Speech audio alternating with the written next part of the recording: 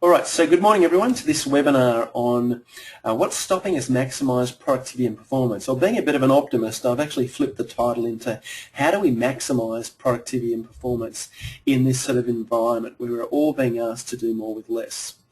And I think, it's interesting because I think sometimes we are all being asked to do more with less, and the fact is that we sometimes feel like this, and this cartoon says, I know you've got a battle of flight sire, but I think you really ought to see this. So I'm far too busy, and he's got a machine gun here and he's fighting with bows and arrows. And hopefully from today's session you'll see that yes, we are busy, but maybe there are some different ways that we can look at maximising productivity and performance. And that's really the key around today's session. So are there some quick wins that we might be able to use to maximise productivity and performance? Are there some things, some blind spots that maybe we're not seeing? And I'm hoping we're going to share some of those with you today. Traditionally, we're all in business to look after the customer. We've heard, let's look after the customer, look after the customer, look after the customer. But our number one customer these days, in fact, probably should be our team. If we can look after our team, if we can engage and motivate our team, they're going to perform better, they're going to be more productive. So the number one customer is the team, and that's a lot of what today's discussion is about. But I'm a big fan of, first of all, focusing on ourselves. We've probably got a lot of HR directors online today, maybe some senior managers, some senior leaders, and I'm a big fan of, for us to be able to better engage and motivate our people, we first need to be motivated and engaged ourselves. We need to be energised to look after the team, because the fish tends to rot from the head. So look through what we're going through today for yourselves, but also look at it from the perspective of your team's performance and productivity, motivation and engagement as well. Now I think, back in the past, in the 70s, there've been a lot of old school managers, and maybe there's a couple still floating around these days. But I'm not sure what cut it back in the 70s, 80s and 90s necessarily cuts it today in terms of productivity and performance. And one of the basic motivation strategies from old school thinkers is that we pay our people, don't we? They should be engaged and motivated. And again, what we'll find today is everyone's motivated by different things. Money is usually by far not the main motivator. In fact, it's probably in the bottom half of the key 7 motivators, and we'll have a look at that shortly. But again, today, really the goal of today is to try and get us in a position where when the time is right for you and your organisation, you're ready to go. So with some thinking, so you're at the starting line, with some quick wins, and what we go through today will actually be some potential strategies that it will have a universal benefit, not only for yourself, for your team, but also for your organisation. And I guess it would be rude for me, though, to presume, and again, for most of us might be new online to some of our thinking at Life by Design, but just to quickly introduce Life by Design. My name is Ian Hutchinson, by the way. I'm Chief Engagement Officer at Life by Design. I'm also author of the book called People Glue, which is all about engagement and motivation to maximise productivity and performance.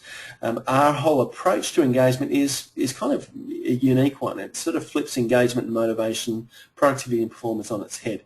Our main focus is what we call employee-driven productivity. Now that's very much around how do you get your employees to take responsibility for their own motivation, engagement and performance and productivity. Now, most engagement approaches have been focused around sharing people with gifts and benefits that's hopefully going to increase motivation and engagement. What we've found is by giving people more and more, it actually increases what we call the whinge entitlement culture, where the more you give people, the more it creates a bunch of spoiled rats and is sometimes more counterproductive.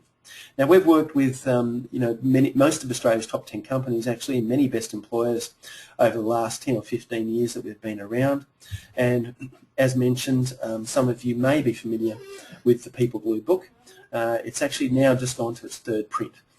So its 2nd edition is out in a couple of weeks, and it's going into its 3rd print, which we're very pleased about. So objectives of today. That was just a quick introduction for those who aren't familiar with Life by Design and what we do. So quick overview. We want to present some of the key findings from the obstacles research to engagement that we've just completed over the last month or so. Now, we do this research, we benchmark it every year. This is now in our third or fourth year of doing this research, but it's really around what are the obstacles holding back organisations to better be able to engage and motivate their people. We also today want to focus on this whole concept of one size fits all doesn't necessarily work when trying to improve productivity and performance, engagement and motivation in the organisation. But we're going to touch on some key things that do, and it will really flip our thinking hopefully upside down and revolutionise maybe the way we're thinking about things. Also want to talk about the concept of employee-driven productivity.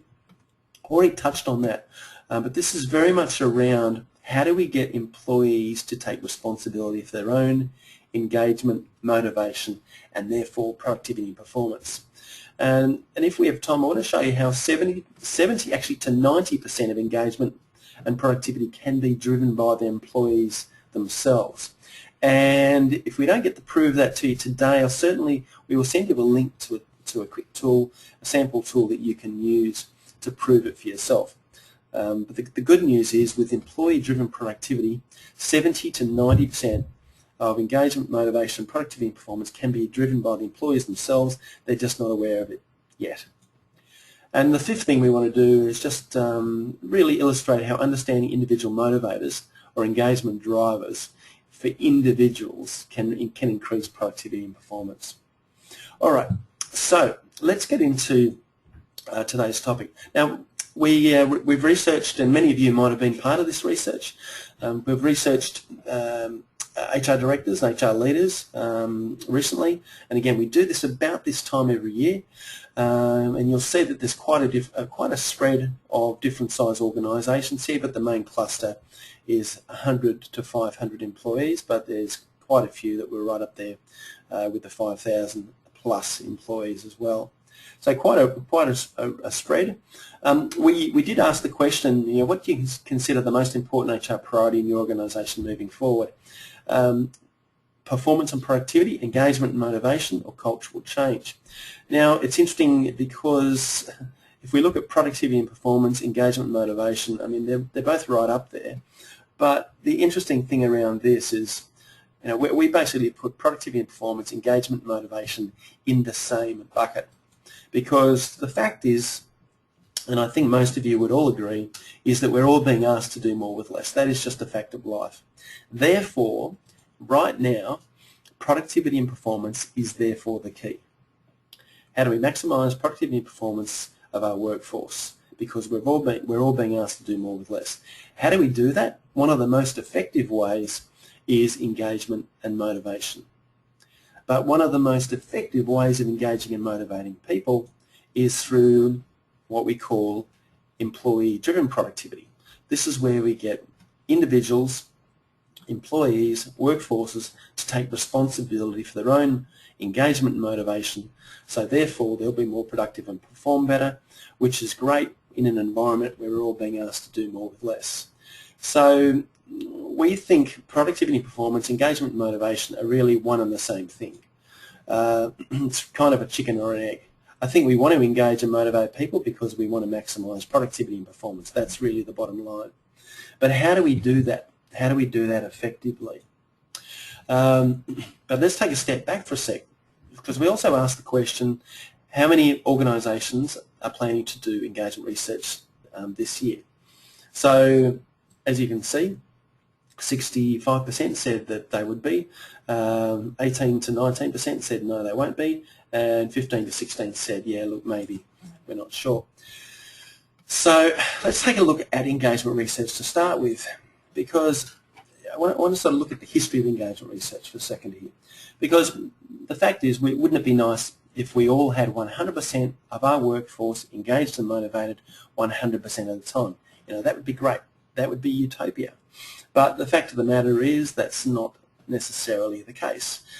What we've done is, over the last decade or so, many organisations have got more and more obsessed with the engagement research, trying to take a soft skill and turn it into some hard data.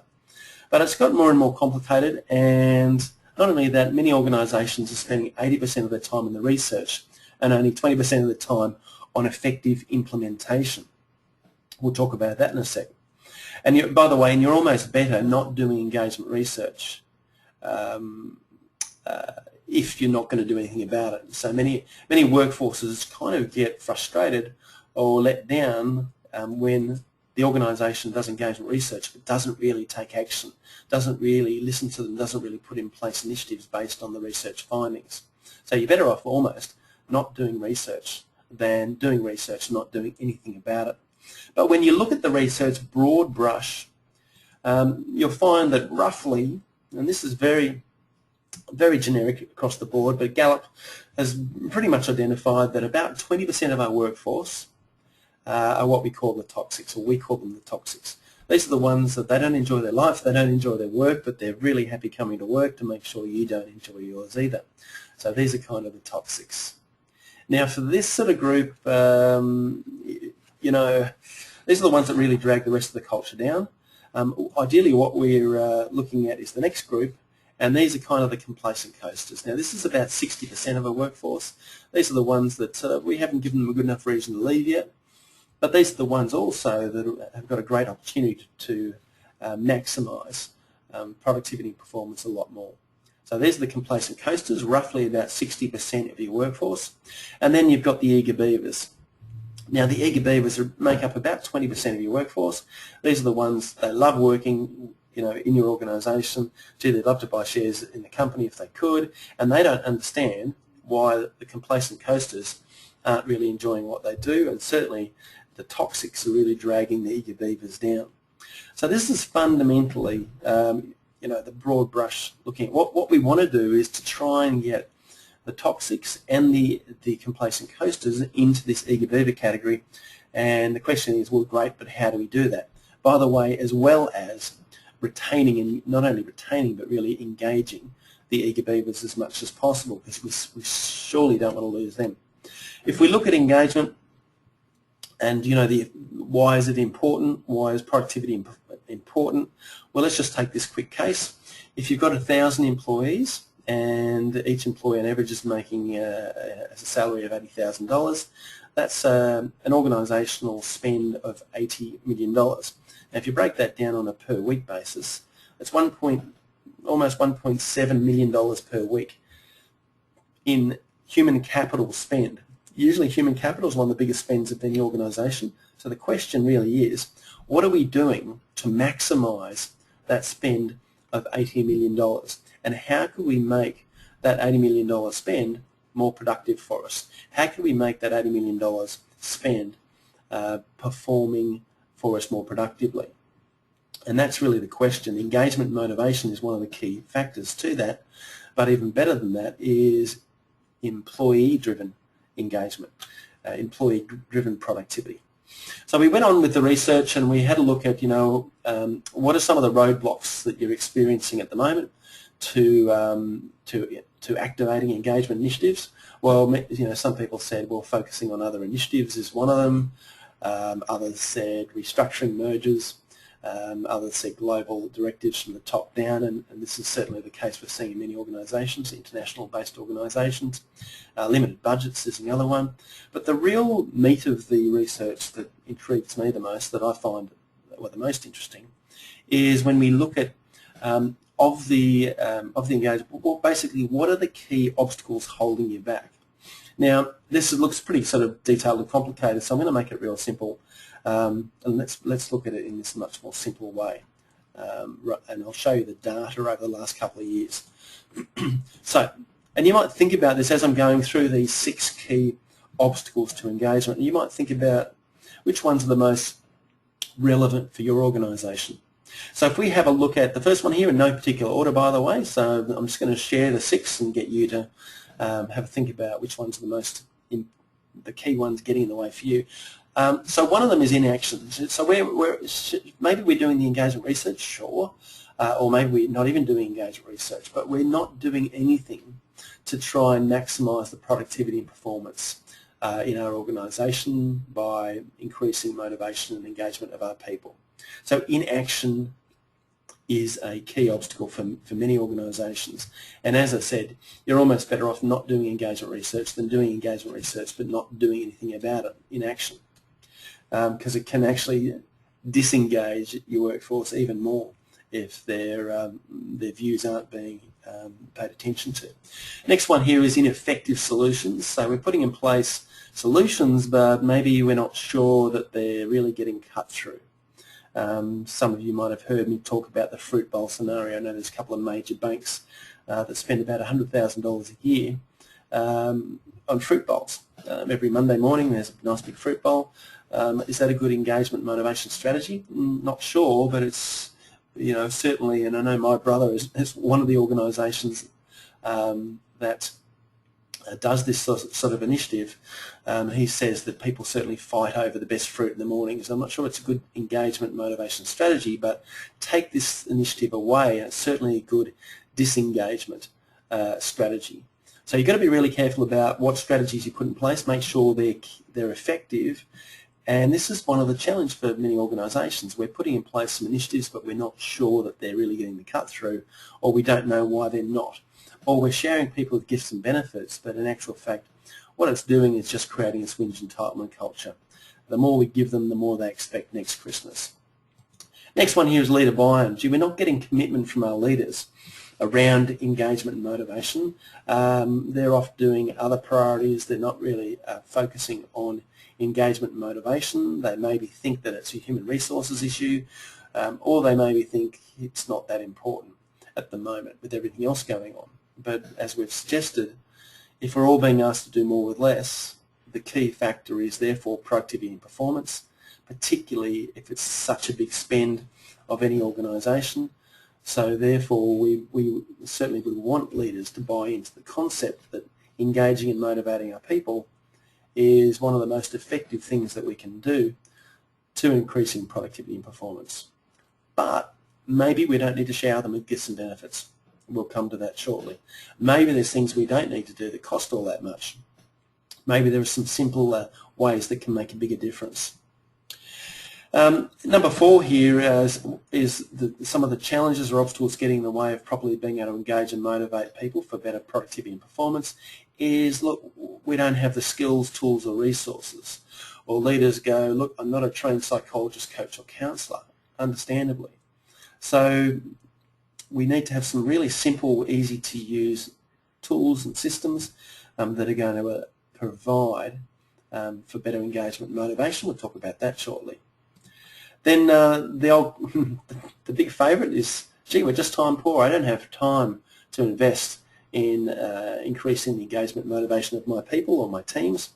I'm too busy trying to put out fires. I'm too busy trying to focus on the other initiatives. Gee, we pay them, don't we? They should be engaged and motivated. Time poor is here forever. We're probably going to, that's a constant that we're just going to have to deal with. And then the last one here is employee clarity.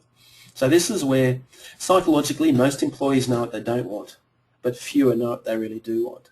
And this fact on its own is one of the key things that we need to understand.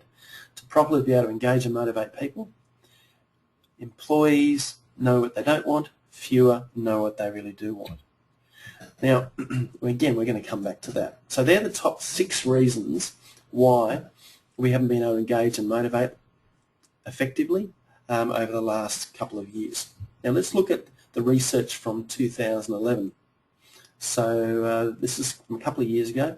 So most HR leaders felt that it was ineffective solutions. So we're putting in place things to engage and motivate people, but I'm not sure we're getting the cut through we're after.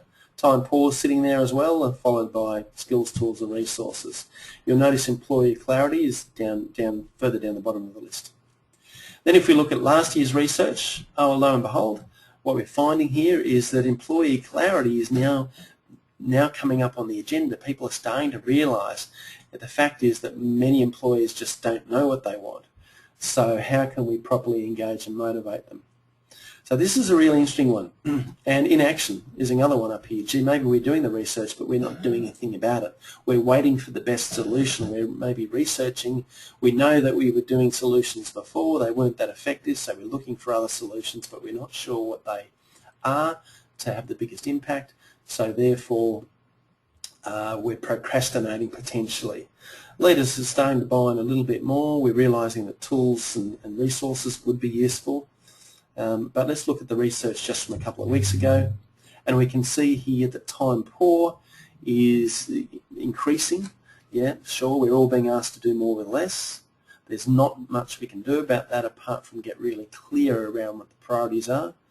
And one of them's got to be maximising productivity and performance, or being a catalyst to maximising productivity and performance. And in fact, my definition of leadership is it's a catalyst to improving productivity and performance, but I'm not sure many leaders really understand that fully.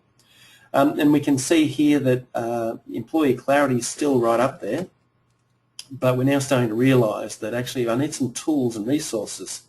Now, work with me here on this logic, but if we had some simple tools and resources that gave employees clear clarity about what really engages and motivates them individually, then employees could take responsibility for it themselves. And what we've found is, by having simple tools and resources for employees that the leaders provide them, they can improve their productivity and performance, motivation and engagement by as much as between 70 and 90%. So the thing is, if employees aren't clear about what motivates and engages them, it creates three problems. Problem number one is, if employees don't really know what engages and motivates them, they will tend to default to money, default to salary. Well, you're asking me to do more with less, just pay me more, will you? So that's one problem. That doesn't help anyone particularly. And we know that most employees aren't motivated and engaged by money. They think they are.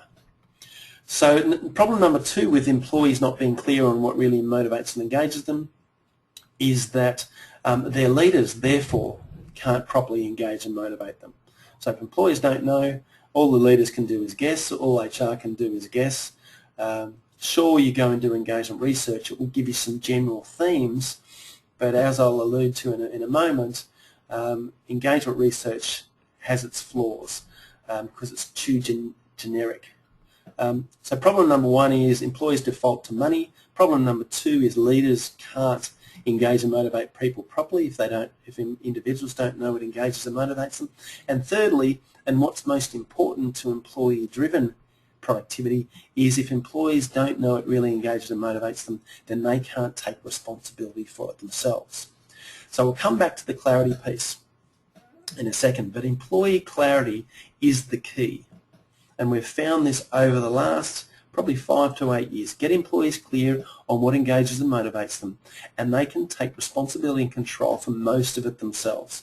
So give them some simple tools that allow them to do that are quick and easy to do, and you're going to get leaders to buy in more effectively anyway, because great, we're getting employees to take more responsibility, and you'll find it's the most effective solution to increasing productivity and performance.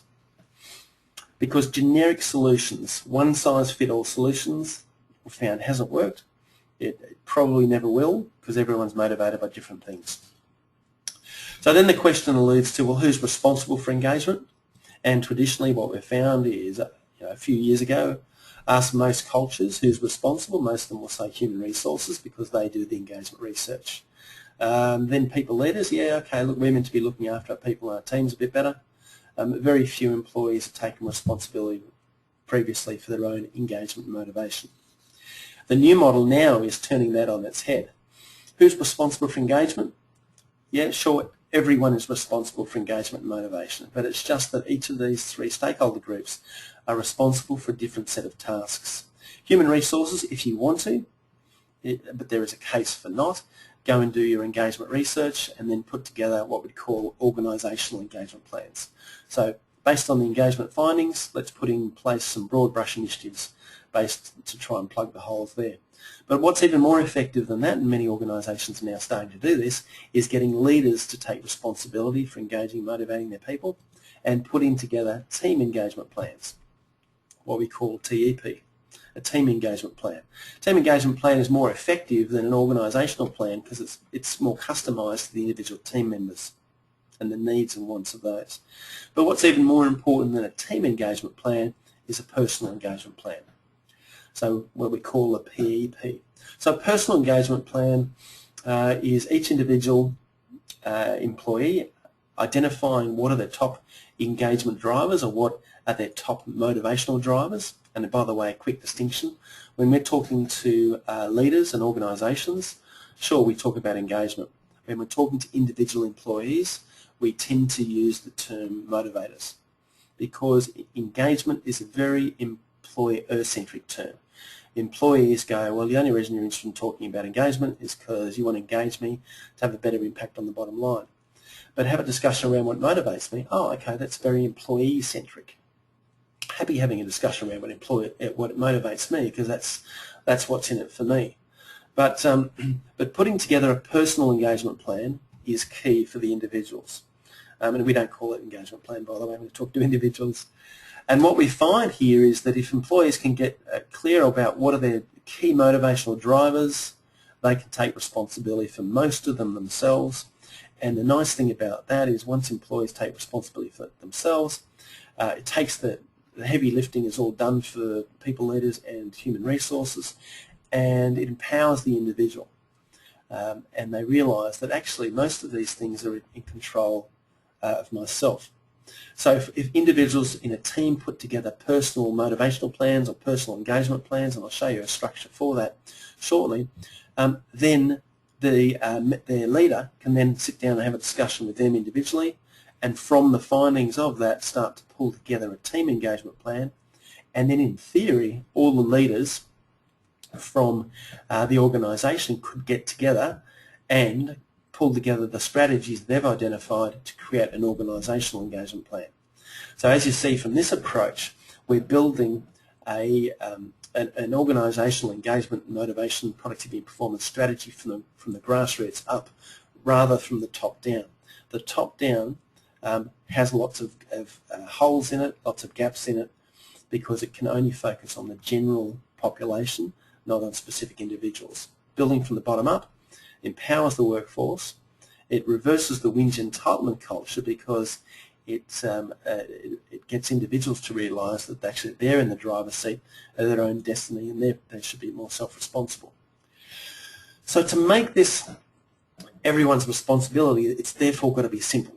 So there are 7 key fundamental drivers that engage people. If you boil down the engagement research, it boils down to 7 key drivers. And sure, one of them is reward. So this is where people want to feel fairly rewarded. Work-life balance is another important one for many people. They want to feel like their life outside work is encouraged and supported. Opportunity for growth and development. So this is career development. They want to feel like they're moving forward. There's hope for the future within the organisation. The next one is relationships that are open, transparent, collaborative. We want to feel like we've got good relationships, good values, consistent values within the organisation. We all get on well. Purpose. This is where we want to feel like we're contributing to the greater good of the world. So we do work that is more than just making money. Job fulfillment, where I'm using the skills that I most love using on a day-to-day basis. So I feel energised. And if you're familiar with any of Marcus Buckingham's work, this is very much around strength finders, using the skills that you most love. And then the last one here is leadership. Now, from an engagement motivation, inspiring leadership keeps people feeling informed about what's going on in the big picture, clarity of vision, and also making them feel appreciated. So recognition and feedback is really important for this driver, whereas reward is financial, obviously recognition. All of these, in fact, are rewards and recognition. They're just different flavours. But this one here is informed and feeling appreciated. So these are the 7 key drivers, and obviously every organisation generally will have a different order of these. So, for example, if you look at someone like Macquarie Bank, when I'm running sessions, asking audience members, what do you think Macquarie Bank's top driver would be? Most will say reward. And the least important one for Macquarie Bank is probably work-life balance. But that's okay, because their employee value proposition may well be, come and work for us, we'll make you a millionaire, but you won't have a life. And many people go, no problem, let's go. And in fact, I've got a couple of mates of mine who work at Macquarie Bank, and they're very happy with that employee value proposition. Equally, you look at someone like Greenpeace. So Greenpeace, would have a different set, a different order, same set, sorry, but different order of motivational engagement drivers. So for Greenpeace or Red Cross, we've done some work with Red Cross last year, one of their main drivers would be purpose. Where there's, they do work that actually has meaning beyond just making money. And maybe the least important driver might be reward.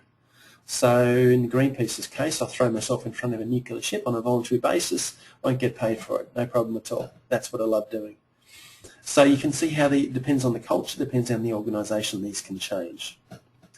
And the other interesting thing is, over the last couple of years, we've been doing quite a bit of work with TNT. Interesting case last year with TNT, they had 6 people leaving 1 month as a direct result of this reward driver. So the 6 people left, went and worked for the mines. Their belief was that we'll make 2 or 3 times more money working for the mines, which is probably the case, but within a month 4 of them came knocking back on TNT's door saying, actually, is there any chance we can have our job back? Because we realised, yeah, we got more money, but we realised some of these other drivers are actually really important for me. So this is where it's important, and many organisations will do exit interviews, but this is where it's really important to do a stay interview. So a stay interview is very much the same as a personal engagement plan. It's just sitting down with your people and identifying what are your top 3 motivators here. Which are the 3 that are most important to you? And again, I'll show you different ways that you can do that. But if you look at different cultures, this is a charity type organisation. You can see if we take those 7 motivators, you can see how purpose is pretty high up here. Relationships are high, job fulfillment, work-life balance. If we look at a financial institution, Generation Y, this particular group, work-life balance important, opportunity is very important. You can still see rewards quite low down here, purpose is right down. So again, in a finance type of organisation, you can see how different horses for different courses. I've just come back the last couple of weeks from doing some work in Southeast Asia. So here's a group of 24 different countries, leaders from 24 different countries of this organisation. But you can see how work-life balance is right down. Again, it's just that culture, but job fulfillment's right up there. Leadership's a bit higher than normal, but again, reward floats here in the middle somewhere. So different horses for different courses. If this is relevant for an organisation, the changes in these particular importance of drivers, it's also going to be relevant in different teams within your organisation. It's also going to be relevant for different individuals within those teams. So if we look at organisational engagement plans, which again takes engagement research, and from the research you put in place broad brush initiatives. It might be, gee, we need to focus more on career development, or we might need to focus more on leadership, or we might need to focus more on maybe work-life balance initiatives. There are 3 key initiatives that the organisation, if HR is driving it, needs to focus on, let's just say, because the engagement research might be telling you that. But that's all good and fine, but would it be fair to say that a team within that organisation might be motivated by different things? For example, this might be your gun crack team. They might be focused on top drivers for them. It may well be job fulfillment, relationships, and purpose. So you can see how by putting in place the other initiatives isn't going to help this team one bit. And equally within that team, you'll have individuals who might be your highest performers that maybe will be motivated and engaged by a different set of, or different order of those drivers. So that's, you can see how it's really important to get together and put together personal engagement plans, team engagement plans, and then potentially build up organisational engagement plans. Now, I'm not saying that you shouldn't do engagement research. That can be useful, and in fact many internationally based organisations will have to do engagement research because they're looking for benchmarks globally, but there is a case to suggest that to increase productivity and performance, maybe it does in fact come down to the individual, getting them clear on what motivates and engages them, and then from that you can put together a team plan and then build up an organisational plan if you want to. So there are different ways of doing this, and if we went back to our research and found out that actually resources and tools were one of the key obstacles to increasing productivity, performance, engagement and motivation. If we went back to the research and found that employee clarity was one of the main obstacles to improving productivity and performance, engagement and motivation, then it would suggest that what we need tools that will help employees get clear about what motivates and engages them so they can take responsibility for it themselves. So I want to show you some, and this is, I'll show you some examples, some best practice examples. Now, mecentral.com, some of you may have heard of. This is our own system we've developed over the years. But just very quickly, I'll just give you a high level, and I'll just show you a couple of the dashboards within MeCentral. MeCentral is designed for organisations to get access to, and the whole idea around this is there are some great tabs here for individual employees, and you can see this tab here, My Plan. So this My Plan is actually a personal engagement plan for this particular individual, Emily. So Emily can go into MeCentral. She can, in about 2 minutes, identify what her top most important motivational engagement drivers are. She can determine how well they're going and by a simple traffic light system. And in Emily's situation here, work-life balance, opportunity and job fulfillment are really important motivational drivers for her, but they're actually not being fulfilled at the moment. So she's scoring 3 reds. Now, if Emily's a top talent in your team, in your organisation, you want to make them greens. The good news is Emily started to identify what are some strategies that she could do to maximise and improve work-life balance, and also for opportunity, what she could do to improve that, and also job fulfillment. And there are tools in MeCentral that will help her identify what these strategies are. But the good news here is that now all the heavy lifting has been done for Emily's manager, because she's gone in, she's more or less done a stay interview, what's important for her and what she can do to maximise those for her.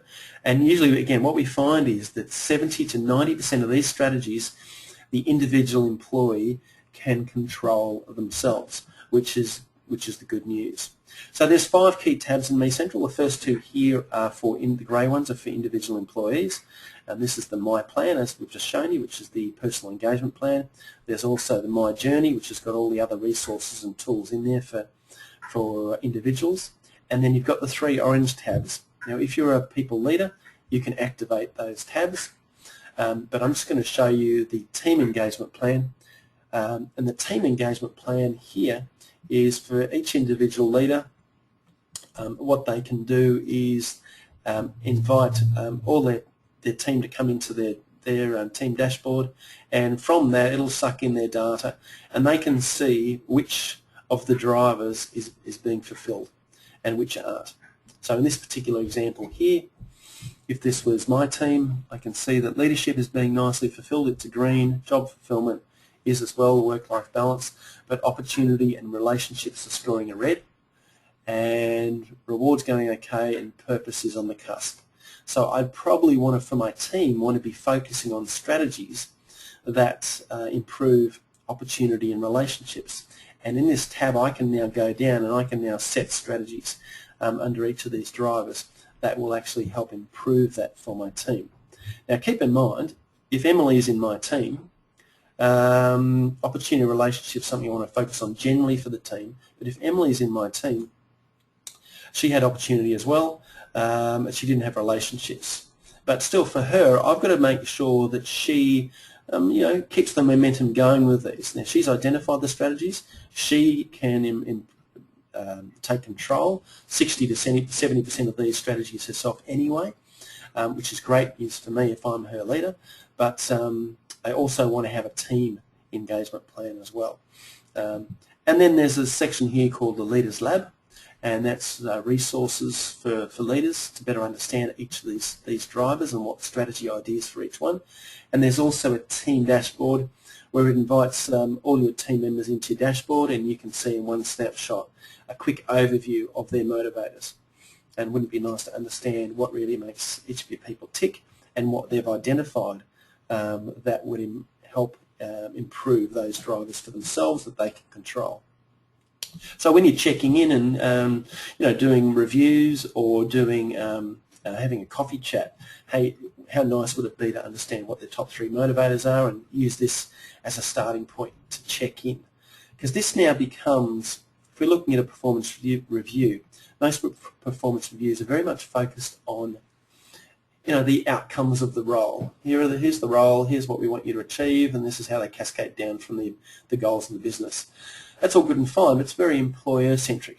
Most performance reviews don't have anything in it about, well, what's the rocket fuel that's going to get Emily to achieve those key performance indicators? And this is the rocket fuel. These are the things that are most important to her. So if we can achieve some of these, and if she's getting greens in all of these, she's going to be motivated, more engaged, more productive, and performing better to achieve her key performance indicators within her role. And the leader can actually manage that themselves. Now that's sort of the online version, but it's great because you can scale that. But for those who just want a starting point, if you haven't had a chance to get the People Glue book yet, it goes through each of the 7 drivers that engage and motivate people with some strategy ideas. You can also get the cards, and I know Deloitte's have bought 700 sets of these cards and have been using them internally to have more informed discussions about what motivates and engages each individuals. And then there's also worksheets available, and you'll notice this is an example of a personal engagement plan. We just call it the motivational drivers, because we don't want to talk to employees about engagement. We want to talk to them about what motivates them. And there's some. This is just a way of setting up their own personal engagement plan in a paper version. So this is very much, instead of doing exit interviews, why wouldn't we want to do a stay interview? So this is an example of a stay interview. So I've been talking for quite some time. We have got about 10 minutes. So let me just open up to you guys about any other questions, thoughts or comments you have about what we've gone through so far in this morning's session. We can do this through 2 ways. We can do this either by putting your hand up, and if you put your hand up, then I'll open the line and we can have a quick chat with your question, or type in a question, thought or comment. So let me just give you maybe 30 seconds just to think about question, thought or comment. Type one in and we can just open up for Q&A now.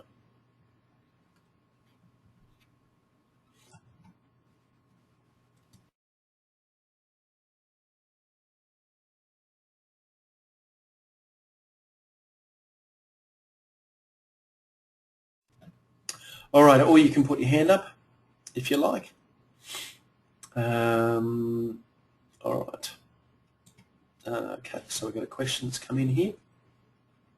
So the question is, how does leadership trust link into engagement drivers? Yeah, okay, so it's an interesting question. If you've got, let me go back to, if we go back to these drivers here, and I'll just use this model here, but it's really important. I mean, what I say is that relationships are the central nervous system of any organisation. And if you don't have trust within your organisation, within your leaders, then it is hard to have this discussion with your leaders about what really engages and motivates you. So I think this trust piece is just a fundamental building block to this whole side of productivity and performance, engagement and motivation. So you do need to have a leader that you trust, and vice versa, and therefore you're going to have a much more open discussion about what really engages and motivates you. I mean, one of our team members for some time now, when we do our check-ins, and we do a check-in along the lines of this, we use the Me Central online version, but we'll do a check-in around what everyone's top motivators are. Everyone in our team shares their top 3 motivators and also shares their strategies with everyone else in the team.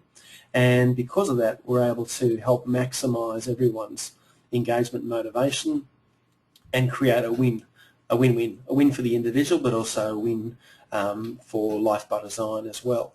Now, one of our team members has been with us for about almost 6 years now, we've known for probably around 2 years, and because we've been discussing around opportunity.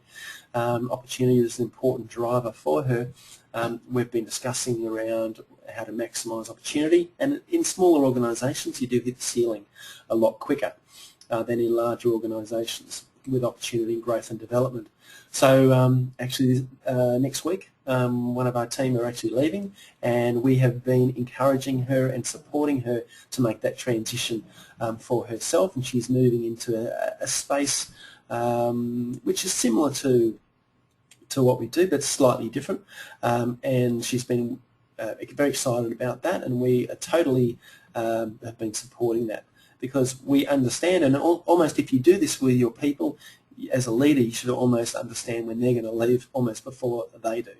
But we've been encouraging and supporting that, and I'm very much a believer that staff turnover is a good thing for an organisation, because it re-stimulates, gets some fresh blood in as well. But we couldn't have done that unless we had trust.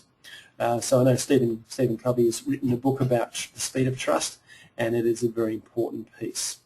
So yeah, you do have to have trust to have this discussion, but I'd also say if you don't have a good relationship with your leader, just individuals understanding what the top motivators are here and what they can do about them is a really important first step.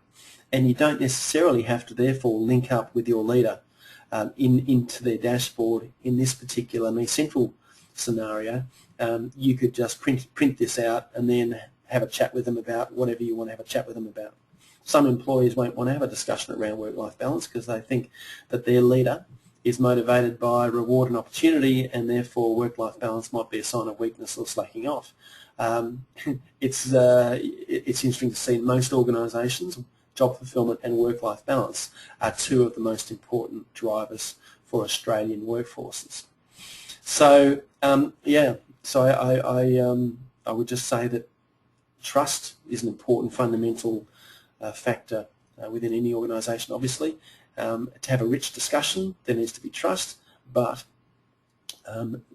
individuals can actually get clear themselves about what motivates them, and that's the most important thing, working from the bottom up. So I'm not sure if that answers your question, but that's our take on trust. All right, any other thoughts, comments or questions? Let me just have a look, see if we've got any more here as we flick through. Oops.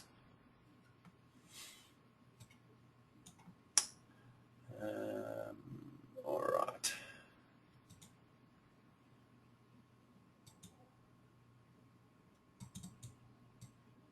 Oh, yep. Okay, great. We've got some more coming in then. All right. Let me just have a look at this.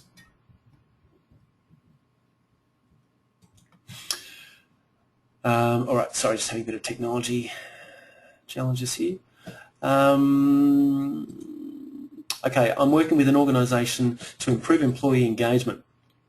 Would presenting a workshop for the team using the 7 People Glue drivers, so in the People Glue book, would that be a good way of increasing, of enticing this concept? Yeah, of course. I mean, basically what we found is engagement is whatever you use, whatever tool you use, engagement boils down to these 7 key drivers. And David Brown, he used to head up Hewitt & Associates for about 6-7 years there. He's a big fan of these 7. He said engagement's getting too complicated. The key is to simplify it. We are also, for those who are interested, we are starting train the trainer programs on this whole approach around the 7 key drivers. We've been rolling this People Glue workshop out to organisations for a number of years now, and we are starting to train the trainers with that as well. So raising the awareness for any leader around understanding that there's more that engages people apart from just money is a key thing.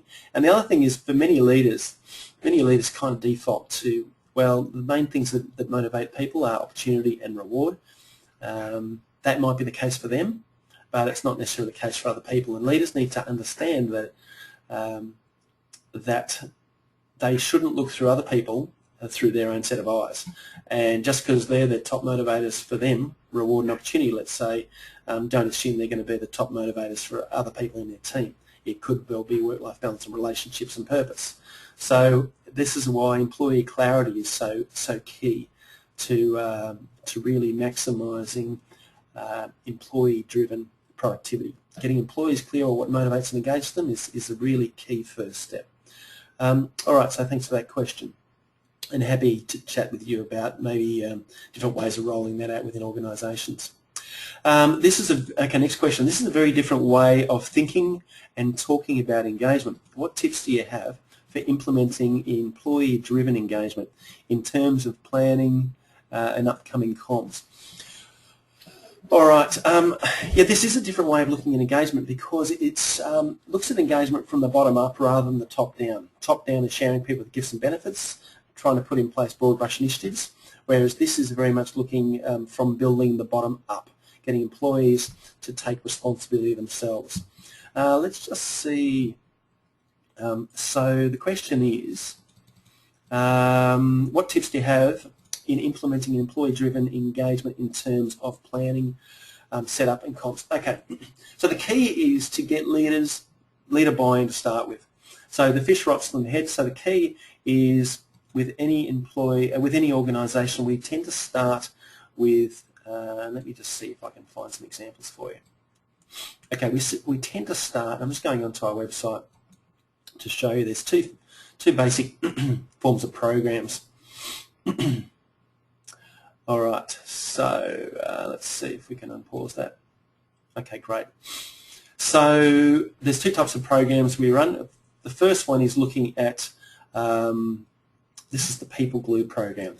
So this one here is for leaders. This is designed specifically for leaders to get leaders to understand about this approach, understanding what are the 7 key drivers that engage and motivate people, but also getting leaders to start to develop their own personal engagement plan themselves and see how 70 to 90% of engagement and motivation can be improved by the individual employee themselves, because everyone is an employee or is a boss, has a boss who's juggling both roles. Obviously, leaders juggle both roles, so we want to get buy-in from the leaders to see how I can understand what engages and motivates me. I can come up with a first draft of a team engagement plan for my people, and I can also put together my own personal engagement plan for myself and can see how effective that is for myself. So why wouldn't I want to do the same thing for my people? So this program runs a starting point. We do conferences, and I was just over in Indonesia the other week. I'm doing a session for PepsiCo for some of their top leaders around this. It was an introductory session, but we run half-day programs around this, and many organisations we roll this out, doing roadshows for all their leaders. So that's the top-down program, getting people clear on. Getting leaders clear on what engages and motivates them, what they can control themselves. And then the bottom-up approach is what we call our self-leadership program. So this is getting individuals, and we don't talk about engagement. What we do talk about is, hey, we're all busy. What motivates you? What are your top motivators that you're looking for moving forward to be fulfilled this year or in the next 12 months? Getting them clear on what their top motivators are, and then we do activities and tools and exercises that will get them really clear on what they can control about each of those motivators.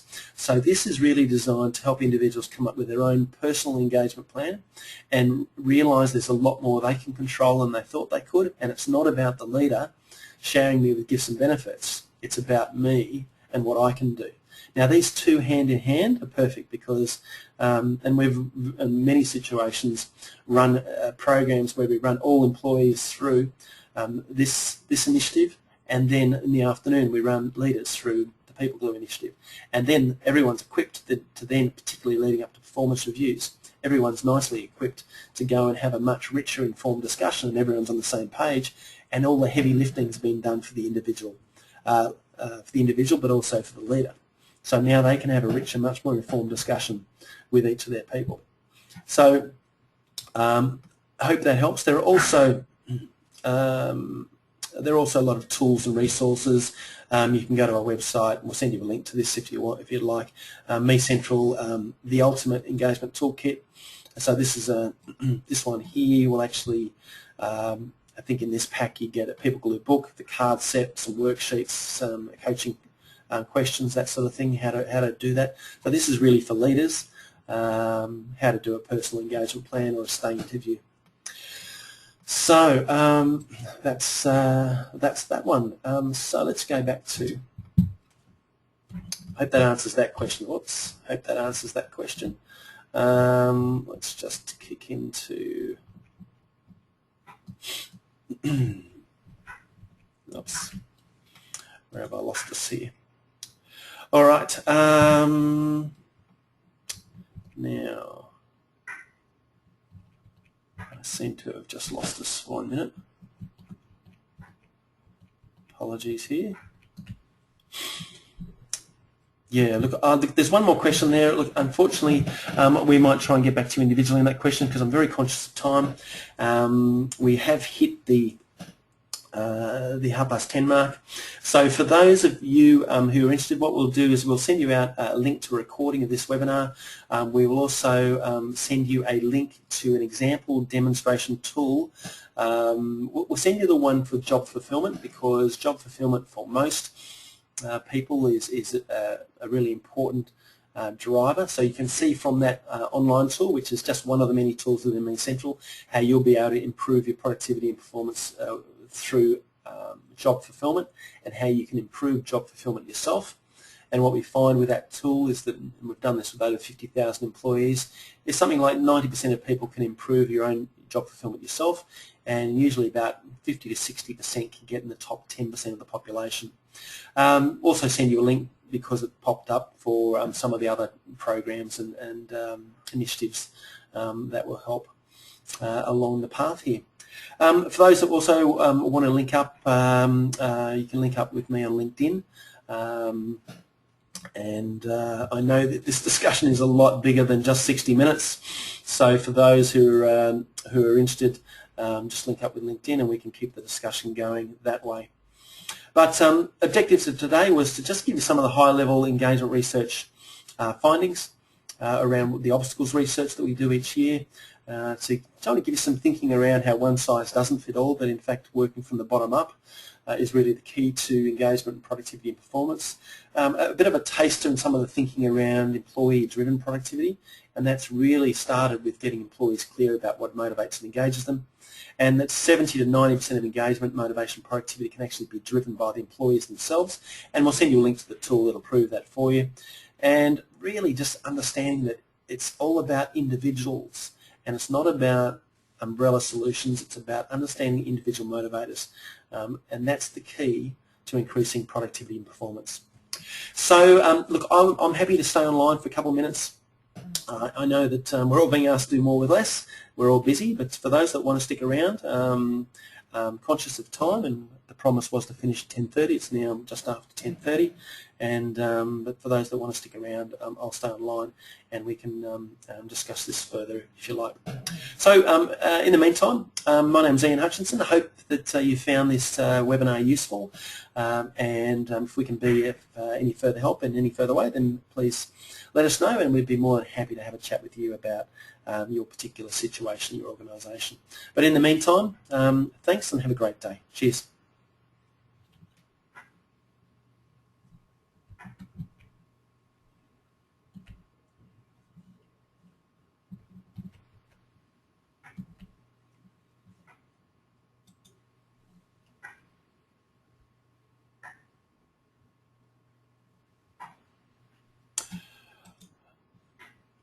All right. Now, for those that want to, we've got a couple of people who are still online. Teresa, I'm not sure we got to your question, the last question there. Let me just see if I can answer that for you now. And I think the question was, yes, so the question was, how often should you conduct the stay interviews? What's best practice? Yeah, okay, great question. So Look, staying interviews we do every 4 months. Many people would do every 12 months, and they'd stitch it into the performance review. So the key is how do you do it so you know it's going to get done. So performance reviews is your natural place, and it can be stitched into the front end of a performance review because the stay interview is very much the rocket fuel that's going to help the performance review. It's almost turning into a motivational performance review. So that's really the key. That's a yearly one. If you can make it mandatory, that's great. And then 6 monthly or every 4 months is really the key. Things do change. It's really then up to the individual manager to decide what's the most effective way of doing this, but we certainly think best practice is every 4 months because things do change. So hopefully that helps with that question. Let me just flick down and see if there's more questions.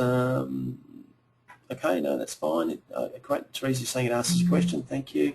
Okay, thank you. Very interesting. Sharing your benchmarking results and tips for improving engagement. Regards. Thank you. Thank you. Okay, so a lot of the rest are just thank yous. So there's only a couple more online. Unless you've got any further questions, you can either put your hands up and I can open the lines, or if you want to type in a question. But otherwise, this won't work unless you've got any other question. Nope. All good. Oh, Kim, okay, you've got one. Oh, okay, Kim, thank you. Yeah, one of the best webinars I've participated in for a long time. Thank you. Oh, thank you very much for that, Kim. I would have loved to have done an interactive tool. I felt like today was very much going hard and fast with content. Yeah, it's just great once we can get into specific tools and really get you to see how you can personally increase your productivity and performance, motivation, engagement yourself. So another day, another time, or maybe we can run something in your organisation, who knows. All right, but apart from that, guys, that looks like time. Thanks very much for your participation, and look forward to hopefully being in touch sometime down the track. All right, cheers.